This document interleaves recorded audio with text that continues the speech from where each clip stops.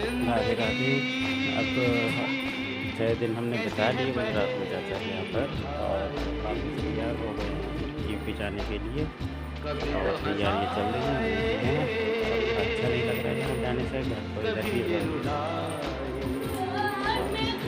चलो जैसा भी है जाना चाहिए। रेडी हो गए तुम जाने के लिए? कैसा लग रहा है? गाड़ी भी आ गई है।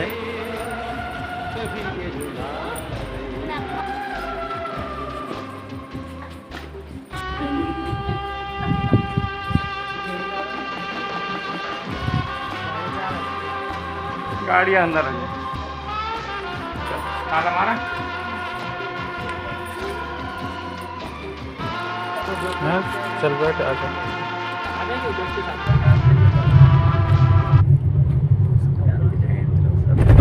5:20 5 વાગે ટ્રેન છે રાજુ કાકા 5:35 ની છે।